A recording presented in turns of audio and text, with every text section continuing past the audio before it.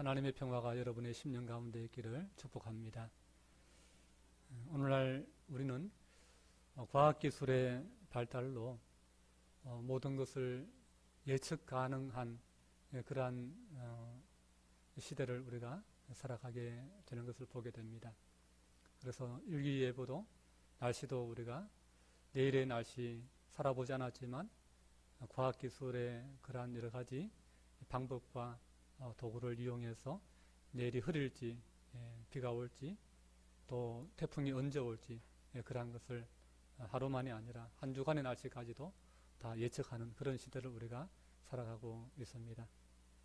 전쟁도 여러 가지 환경과 조건을 고려해서 전쟁이 일어나게 되면 우리가 이 전쟁을 침략을 막아낼 수 있을지 또 승리할 수 있을지 그런 것들을 시뮬레이션을 돌려서 예측을 하는 그런 시대에 우리가 살고 있지요. 그래서 만약에 전쟁이 일어나게 되면 피해가 얼마나 될지 뭐가 취약해서 우리가 뭘 더 보강해야 될지 그런 부분들을 다 예측하는 시대입니다. 또 컴퓨터와 AI의 도움을 받아서 질병도 예측을 하지요. 그래서 검사를 하면서 어디에 앞으로 질병이 생길 것 같다. 질병에 대한 예측도 하고 그리고 신약을 만들 때도 치료약을 만들 때도 여러 가지 성분들을 어떻게 조합하면 어떤 효능을 나타내고 또 그렇게 될 때 어떤 부작용이 생길 수 있을지 그러한 것들을 미리 컴퓨터를 통해서 예측을 해서 그래서 신약을 개발하는 데 속도를 내는 그런 시대를 우리가 살아가고 있습니다. 보이지 않는 그러한 것들을 점점 전문가들이 또 과학 기술을 통해서 점점 우리 눈에 보일 수 있도록 그렇게 해주는 예측 가능한 시대를 만들어가고 있는 것 같습니다. 그러한 시대에 우리가 보이지 않는 하나님을 우리가 믿고 의지한다라고 하는 것은 점점 쉽지가 않은 것 같습니다. 그렇기 때문에 이제 나이 드신 분들은 하나님에 대한 보이지 않는 하나님에 대한 그러한 믿음과 또 연륜과 또 경험들이 있기 때문에 변하지 않고 늘리지 않는데 젊은 세대들은 점점 이 눈에 보여주는 이 과학기술과 문명의 발달 그리고 보이지 않는 하나님에 대한 그 경험이 없기 때문에 점점 교회를 떠나고 그 신앙이 쉽게 흔들리게 되는 것을 보게 되는 것이지. 여러분 믿음이라고 하는 것이 무엇일까요? 믿음이라고 하는 것은 보이는 것을 믿는 것입니까? 손에 잡히는 것을 믿는 것입니까? 눈에 보이는 것을 믿는 것은 믿음이 아니죠. 그냥 확인하는 것이죠. 눈에 보이고 손에 잡히는 것은 믿을 필요가 없습니다. 그냥 받아들이면 되는 거예요. 그냥 취하면 되는 거예요. 믿음이라고 하는 것은 보이지 않는 것을 믿는 거예요. 손에 잡히지 않는 것을 손에 잡힌다라고 확신하는 겁니다. 그리고 보이지 않는 그 하나님에 대해서 나의 인생을, 내 삶을 맡기는 거예요. 맡기는 거예요. 그게 믿음입니다. 히브리서 11장 1절은 믿음에 대한 정의를 믿음은 바라는 것들의 증거요 보지 않은 것들의 바라는 것들의 실상이요 보지 못한 것들의 증거이니라고 말씀했습니다. 믿음은 아직 보이지 않지만 아직 손에 잡히지 않지만 바라는 거예요. 믿음은 바라는 거예요. 살아보지 않았지만 아직 응답이 오지 않았지만 그것이 이루어지지 않았지만 그러나 하나님께서 이루어 주실 것을 믿는 거예요. 하나님이 안 보이지만 하나님이 살아계시는 것을 믿는 거예요. 하나님이 우리 눈에 이곳에 지금 계시지만 안 보입니다. 성령님이 계시지만 안 보입니다. 그러나 그 하나님이 우리 눈에 안 보이지만 우리 손에 안 잡히지만 그러나 그 하나님이 이곳에서 함께 하시고 우리 예배를 받으신다. 그것이 바로 믿음인 거예요. 우리가 보이지 않지만 우리의 마음의 중심을 정결하게 하고 우리가 영과 진리로 최선을 다해서 예배하는 것. 그게 바로 믿음인 것입니다. 믿음이라고 하는 것은 보이지 않는 하나님을 보는 것처럼 믿는 것입니다. 일어나지 않은 일을 일어날 것이라고 믿고 기도하며 기다리는 것입니다. 아직 받지 않은 약속을 하나님께서 주신다라고, 받을 것이라고 그렇게 확신하며 기도하며 기다리는 것입니다. 오늘 시온 찬양대가 부른 찬양이 참 은혜스럽지 않습니까? 주품에라고 하는 찬양인데, 그 가사에 보면 이런 내용이 나와 있지 않습니까? 거친 파도 날 향해 와도 주와 함께 날아오르리. 폭풍 가운데 나의 영혼 잠잠히 주를 보리다. 이 찬양을 이렇게 보면서 믿음이라고 하는 것이 무엇인가 라고 하는 것을 우리로 하여금 질문하게 만들죠. 진짜 믿음은 뭔가? 진짜 믿음은 뭔가? 나는 진짜 믿음 생활을 하고 있는가? 라고 하는 것을 이 시간 우리가 다시 한번 마음 가운데 다시 한번 생각해보고 도전받기를 바랍니다. 믿음은 주님을 온전히 신뢰하는 것입니다. 믿음은 주님의 말씀을 온전히 신뢰하는 것입니다. 이게 믿음이에요. 다시 한번 말씀드립니다. 믿음은 주님을 온전히 신뢰하는 것입니다. 믿음이라고 하는 것은 주님의 말씀을 온전히 신뢰하는 것입니다. 한번 따라합시다. 믿음은 주님을 온전히 신뢰하는 것이다. 믿음은 주님의 말씀을 온전히 신뢰하는 것이다. 예, 그렇습니다. 믿음이 뭔지 우리는 생각하지 않고 살아갈 때가 많습니다. 그러나 우리 하루를 살다 이 땅을 떠나더라도 우리는 믿음의 삶을 살다가 이 땅을 떠나야 됩니다. 믿음이 뭔가? 믿음은 주님을 신뢰하는 것입니다. 그리고 믿음이란 주님의 말씀을 있는 그대로 믿고 신뢰하는 것입니다. 어린아이가 어릴 때 아이들 보면은 아빠가 놀아주고 장난치고 또 아빠가 힘이 세고 막 공중에 던졌다가 이렇게 받아주기도 하고 막 안고 돌려주기도 하고, 그 아이가 아빠에 대한 신뢰가 있지 않습니까? 믿음이 있지 않습니까? 그러면 그 아이가 아빠가 이렇게 올 때에 팍 달려와서 몸을 날렸어 아빠에게 안기는 그런 경우가 간혹 가다가 있더라고요. 저는 믿음이라고 하는 것은 바로 그런 것이다 라고 저는 말씀드리고 싶습니다. 그 어린아이가 아빠에 대해서 온전히 신뢰하고 좌우 돌아보지 아니하고 앞에 어떤 그런 위험성을 고려하지 아니하고 아빠만 바라보고 아빠에게 자신을 던질 수 있는, 맡길 수 있는 그것이 바로 믿음이다 라고 하는 것입니다. 인생의 참된 평안은 다른 데 있지 않습니다. 인생의 참된 평안은 물질이 많다고 해서 우리가 그 물질을 의지함으로 해서 얻어지는 것이 아니에요. 높은 자리에 오르고 권력을 얻는다고 해서, 국회의원 된다고 해서, 장관 된다고 해서 내 마음이 평안이 오고 내 삶이 든든해지는 게 아니에요. 내가 바라는 목표 성공을 이룬다고 해서 평안이라고 하는 것이 내 마음 가운데 찾아오는 것이 아니에요. 물질이 많아져도 여전히 불안합니다. 권력의 자리에 올라도 여전히 불안합니다. 내가 유명인이 되고 성공해도 이런 불안은 떠나지 않습니다. 왜? 평안이라고 하는 것은 그런 것들로 인해서 우리에게 주어지는 것이 아니기 때문입니다. 여러분, 평안이라고 하는 것은 하나님을 신뢰할 때만이 우리에게 주어지는 은혜입니다. 이사야서 26장 3절에 이렇게 말씀합니다. 주께서 심지가 견고한 자를 평강하고 평강하도록 지키시리니 이는 그가 주를 신뢰함이니이다 그랬습니다. 주께서 심지가 견고한 자를 평강하도록 지키시리니 이는 그가 주를 신뢰함이니이다.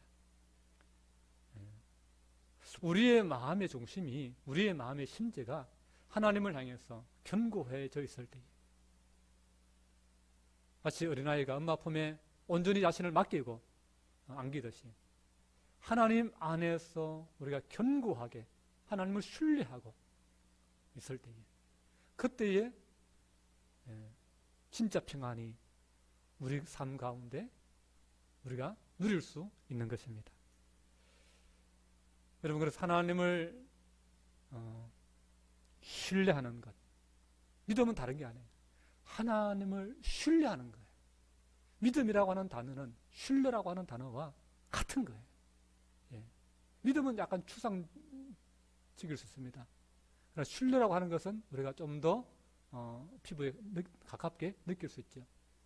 믿음은 다른 게 아니에요. 신뢰예요, 신뢰. 예. 하나님을 신뢰하는 거예요. 여러분, 하나님을 신뢰할 수 있기를 바랍니다. 하나님을 온전히 의뢰하고, 하나님을 온전히 신뢰하고, 하나님을 온전히 의지하는 그러한 오늘 우리의 믿음이 되면 좋겠습니다. 여러분, 오병이어의 그 기적을 일으키신 후에 주님께서 어떻게 하시냐면 산으로 올라가서 하나님께 기도하러 올라가셨어요.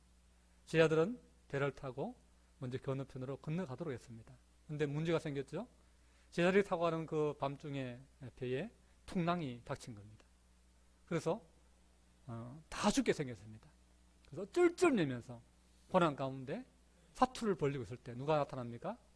주님이, 산에서 기도하신 주님이 그걸 알고 제자들을 도와주기 위해서 찾아오시죠. 무리를 걸어서.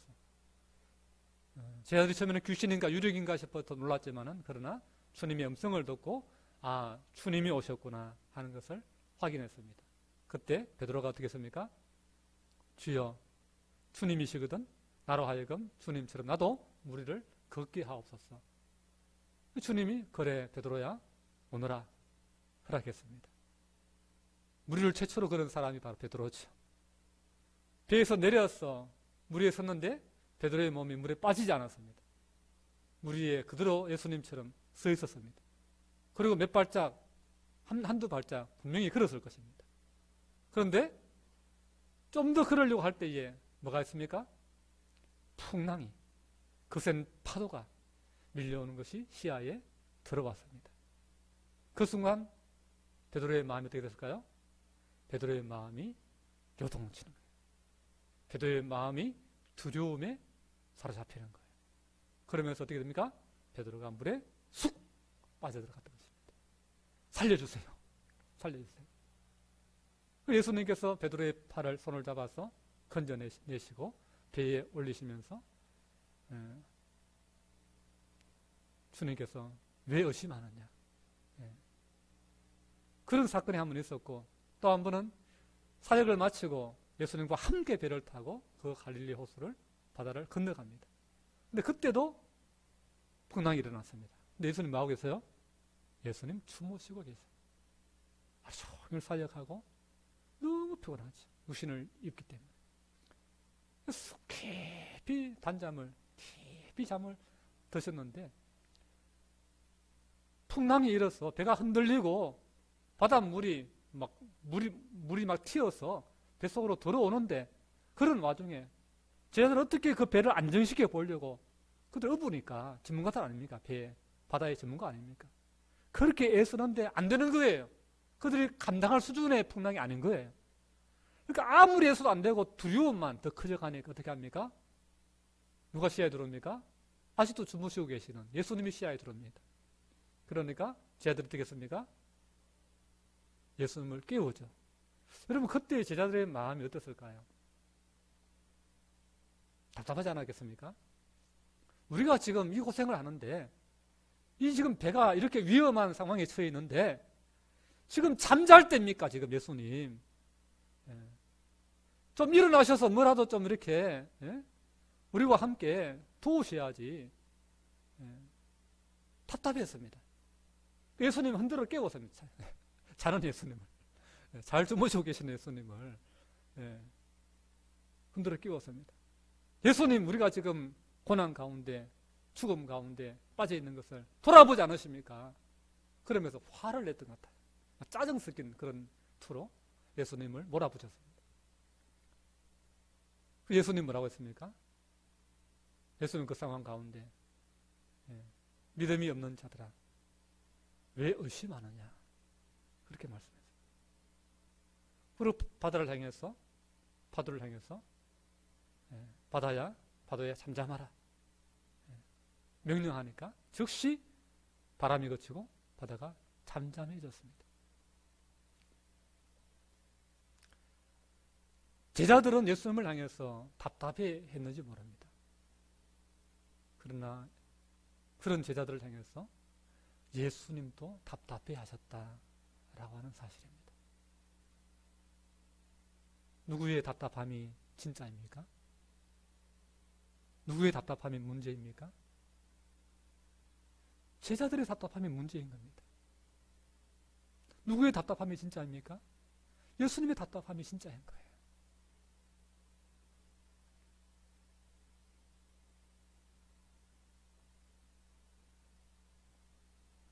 예수님이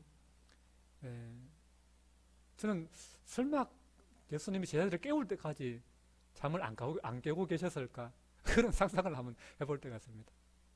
아마 예수님이 제자들의 믿음을 보기 위해서 깨어나셨지만 자는 척 계속 버티고 계시지 않았을까, 그런 생각을 해봅니다.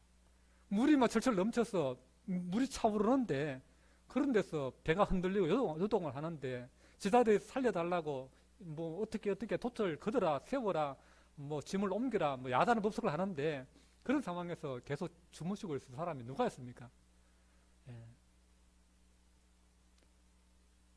그럼에도 불구하고 주님은 아무 일 없다는 듯이, 그것이 아무런 문제가 안 된다는 듯이 얼굴에 물이 넘어오든 바람이 불어서 머리가 헝클어지든 말든 옷이 물에 젖든 말든 그냥 가만히 계시는 거예요. 잠자는 거죠. 왜 그렇습니까? 하나님에 대한 신뢰 때문에. 하나님에 대한 신뢰인 거예요. 우리가 폭풍 가운데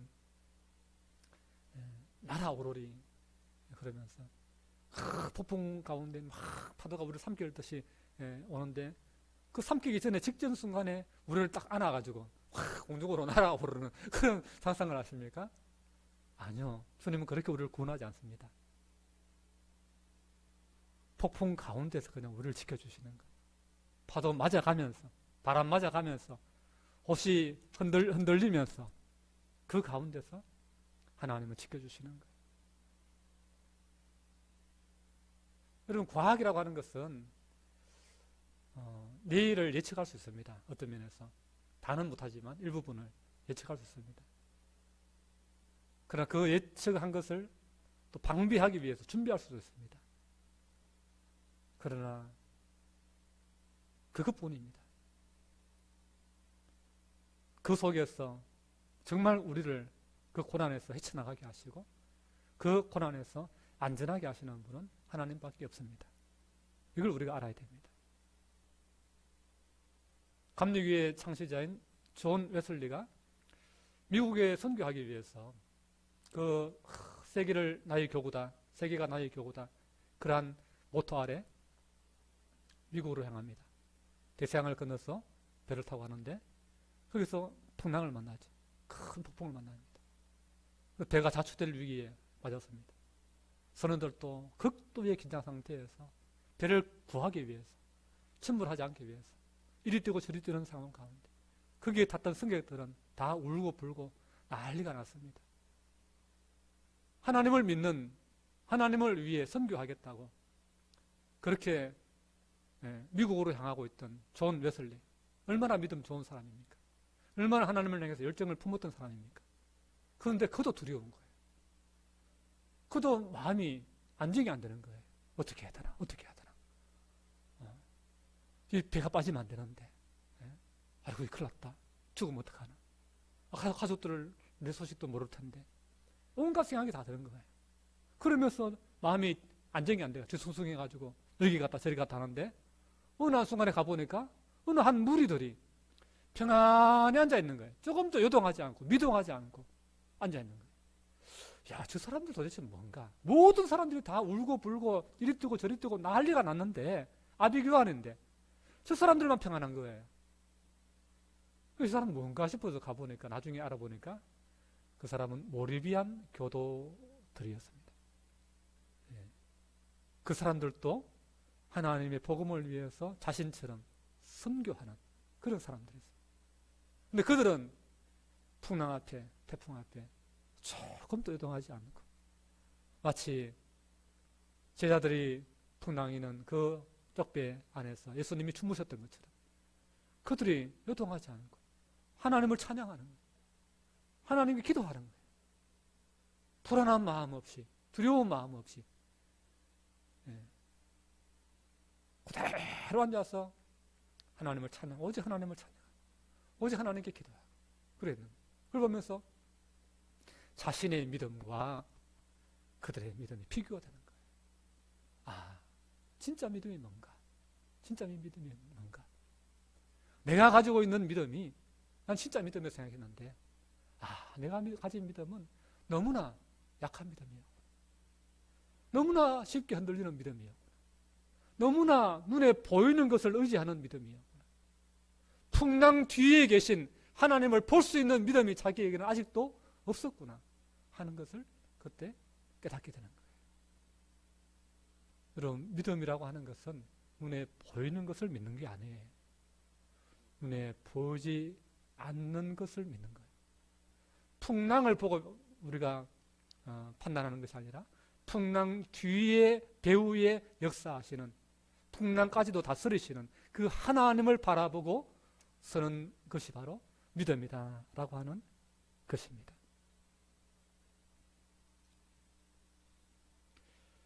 오늘 말씀해 보면 120명의 그 제자들이 예루살렘으로 돌아와서 이제 그들이 뭐 했습니까? 지난주 말씀에 그들이 함께 모여서 오로지 기도에 힘쓰니라, 그렇게 14절에 말씀하는 것을 우리가 보았죠. 그들은 예루살렘을 떠나지 않고, 물론 흩어진 사람들도 일부 있었겠지만 그러나 최대한 예루살렘을 떠나지 않고 예루살렘에 모여서 하나님 앞에 오로지 기도하는 일에 힘썼습니다. 그러고 나서 오늘 본문 말씀에 보면은 베드로가 일어나서 그 제자 공동체에게 하나님의 말씀을 전하면서 시편 말씀을 인용하면서 가룟 유다가 자기의 직분을 버리고 떠났으니 그 자리가 비었으니 주를 위해서 일할 사도를 한 명 세워서 그 빈자리를 메꾸는 것이 합당하다. 그러면서 맏디아를 뽑아서 사도로 세우는 것을 보게 됩니다. 여러분, 왜 그들이 모여서 간절하게 기도에 힘썼을까요? 왜 그렇게 열심히 기도했을까요? 그들은 주님의 약속의 말씀을 믿은 거예요. 그들이 왜 전부 예루살렘 출신도 아닌데 갈릴리 출신이 훨씬 더 많은데 12명의 제자들 가운데 대부분이 다 갈릴리 출신이에요. 근데 왜 그들이 예루살렘을 떠나지 않고 그곳에 머물면서 열흘 이상 그곳에 있으면서 기도했을까요? 하나님의 약속의 말씀, 주님의 약속의 말씀을 믿은 거예요. 부활 승천하시면서 예수님께서 너희는 예루살렘을 떠나지 말고 아버지께서 주시기로 하신 약속을 기다려라. 약속하신 성령님이 몇 날이 못 되어 너희 가운데 오실 것이다. 오직 성령이 너희에게 임하시면 너희가 권능을 받고 예루살렘과 온 유대와 사마리아와 땅끝까지 이르러 내 증인이 되리라. 그렇게 말씀해 주셨습니다. 비록 예수님은 이미 떠나가고 눈에 안 보이시지만 그러나 그들이 뭘 봅니까? 하나님 보좌 우편에 계신 그 주님을 믿음의 눈으로 보는 것입니다. 믿음의 눈으로 그 약속의 말씀을 붙드는 것입니다. 그렇기 때문에 예루살렘을 떠나지 않는 거예요. 떠나지 않는 거예요. 우리는 예루살렘을 지켜야 돼. 예루살렘을 사수해야 돼. 예루살렘에 머물러야 돼. 주님의 약속이 임할 때까지. 믿음이라고 하는 것은 보고 믿는 게 아니에요. 보이지 않지만 믿는 거예요. 주님의 그 말씀을 신뢰하는 거예요. 그게 믿음인 거예요. 주님을 신뢰했기 때문에 그들은 예루살렘에 머물렀던 거예요. 주님을 신뢰했기 때문에 그들은 약속을 구하면서 기도했던 것입니다. 그리고 사도 베드로가 일어나서 그 주님께서 세워주신 그 직분을 버리고 예수님을 팔아버리고 예수를 잡는 사람들의 길잡이가 되어서 예수님께로 예수님 잡아가라고 길 안내했던 그 가룟 유다에 대해서 하나님의 말씀을 붙들고 이야기하는 것을 보게 됩니다. 그것이 참 여러 가지 이유가 있겠지만 그가 돈 맡은 자였고 그리고 복음서에 보면은 돈을 사랑하는 자였다 그렇게 이야기합니다. 주님을 섬기라고 주님을 따르라고 주님을 믿으라고 제자로 사도로 불러주셨는데 이 가룟 유다는 뭘 섬긴 거예요? 돈을 섬긴 거예요. 처음에는 주님을 따랐는데 돈을 관리하다 보니까 어느 순간 주인이 두 주인이 되어버린 거예요. 주님을 따르면서도 돈을 사랑하는 자가 된 거예요. 그러다가 나중에 주님이 경고하신 대로 두 주인을 섬길 수 없다 그랬죠? 이 주인을 따르면 이 주인을 버리게 되어 있고 이 주인을 따르면 이 주인을 버리게 되어 있다 라고 말하죠. 두 주인을 따르다가 결국에는 주님을 버리게 되는 거예요. 돈을 주인으로 섬기게 되는 거예요. 그러자 하찮은 은삼십에 예수님을 팔아버리는 그런 일이 일어나게 되는 것입니다. 여러분 조심하십시오. 우리의 믿음이 두 주인을 섬기면 안 됩니다. 예수님보다 우리가 돈을 더 사랑하게 되면 우리 결국 주님을 떠나게 되는 것입니다. 믿음으로 우리가 살아갈 수가 없습니다. 주님을 배반할 수밖에 없습니다. 권력도 마찬가지, 심지어 배우자나 자녀도 마찬가지입니다. 오늘 우리가 진짜 우리가 크게 여기고 주인으로 섬겨야 될 분은 오직 우리 구주 예수 그리스도밖에 없다는 사실을 여러분 기억하셔야 됩니다. 믿음이라고 하는 것은 주님에 대한 신뢰라고 했습니다. 하나님의 말씀에 대한 신뢰라고 했습니다. 베드로가 주님의 약속을 믿고 같이 기도했고 또한 주님의 약속의 말씀을 믿고 시편 말씀에 보니까 유다에 대한 예언들이 있습니다. 그래서 그 직분을 버리고 떠난 자의 직분을 타인이 취할 것이다 라고 하는 그 시편의 말씀에 근거해서 그 말씀을 따라서 새로운 사람을 세우기로 그렇게 제안을 합니다. 그랬을 때에 자격을 제시하죠. 예수님께서 세례 요한으로부터 세례 받을 때부터 부활하여서 우리 가운데 성취하실 때까지 우리와 함께 했던 그 사람들 중에 사도를 세워야 된다. 그런 자격을 이렇게 제안을 합니다. 왜 그러냐면 그래야 예수님에 대해서 증거하는 봉사자가 될 수 있기 때문에 그런 거예요. 사도를 세우는 목적은 다른 데 있는 것이 아닙니다. 직분을 세우는 이유는 다른 데 있는 것이 아닙니다. 하나님을 증거하기 위해서입니다. 하나님의 사명을 감당하기 위해서입니다. 여러분 직분을 왜 세운다고요? 예수 그리스도를 증거하기 위해서. 하나님의 일을 감당하기 위해서 하는 거예요. 타이틀 따기 위해서 직분하는 게 아니에요. 명예 얻기 위해서 직분하는 게 아니에요. 그렇게 자격이 주어졌을 때 두 명을 세웁니다. 바사바라라고도 하고 유수도라고도 하는 요셉이라는 사람과 마띠아 이 두 명을 후보자로 세웁니다. 누가 됐습니까? 마띠아가 결정이 되었습니다. 어떤 면에서는 이 요셉이라고 하는 또 다른 후보자가 어떤 면에서는 좀 더 사람들에게는 기대를 받았는지도 모릅니다. 왜냐하면 이름이 마띠아보다 이 사람 이름이 앞에 나와 언급되고 있습니다. 그리고 그 이름에 대해서 다른 설명이 부연 설명이 붙어져 있습니다. 마띠아는 그냥 마띠아 이름 한 번만 딱 나오는데 요셉이라는 사람은 바스바의 바스바라고도 하고 유수도라고도 하고 그렇게 이름이 여러 번 이렇게 별명까지도 이렇게 소개되는 것을 보게 됩니다. 그런 걸 보면은 사람들이 이 사람에 대해서 좀 더 마음을 두고 있지 않았을까, 좀 더 기대를 하고 있지 않았을까, 그렇게 볼 수 있습니다. 그러나 누가 됩니까? 마띠아가 되죠. 방법은 무엇입니까? 제비를 뽑는 거예요. 제비를 뽑는 거예요.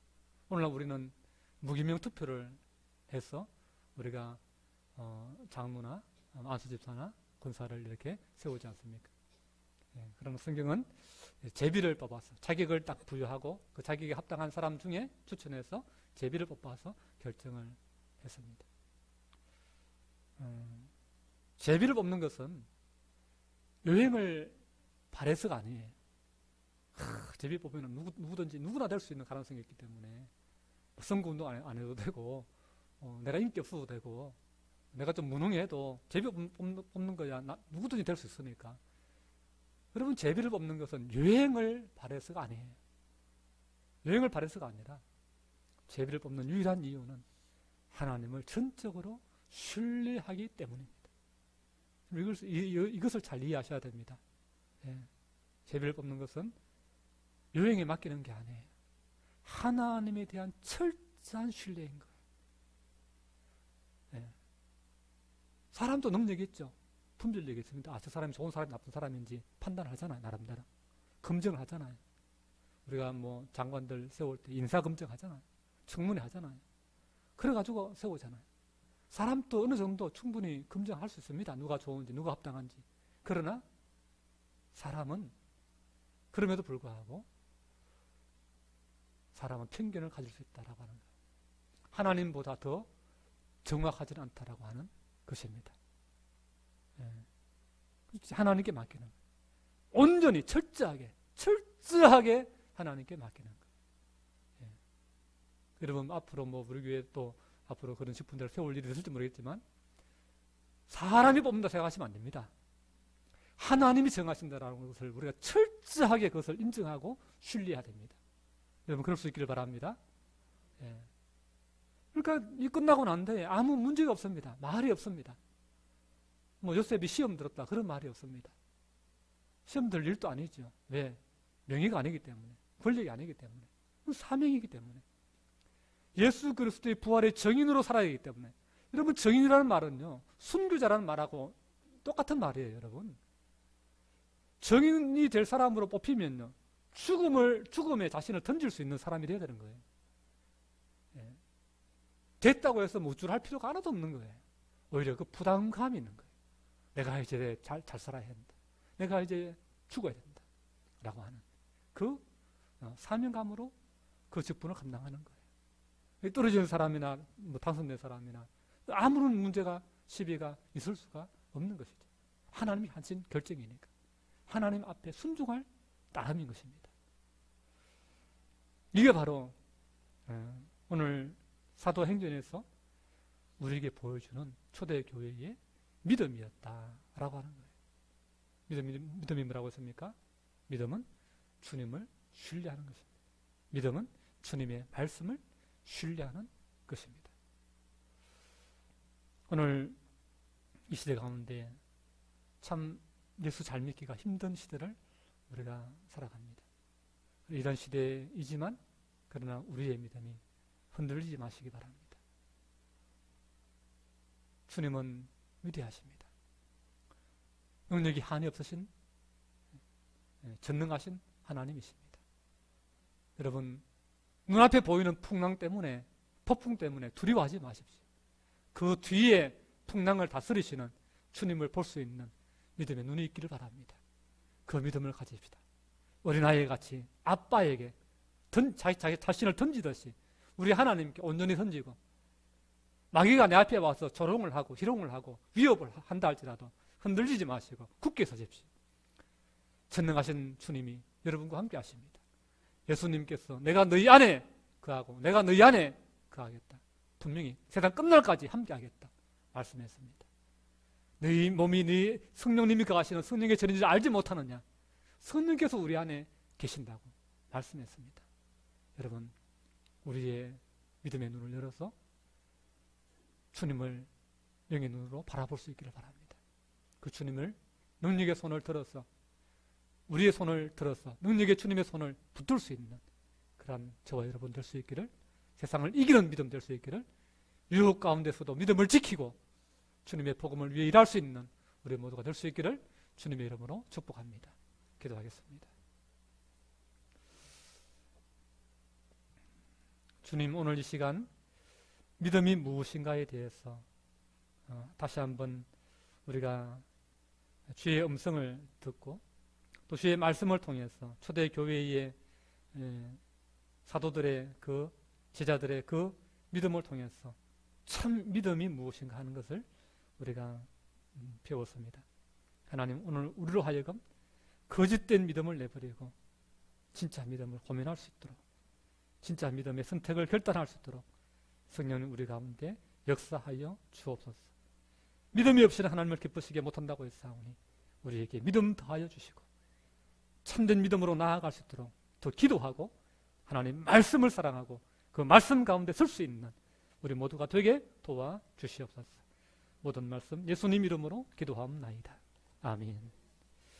찬송가 595장 찬양합니다.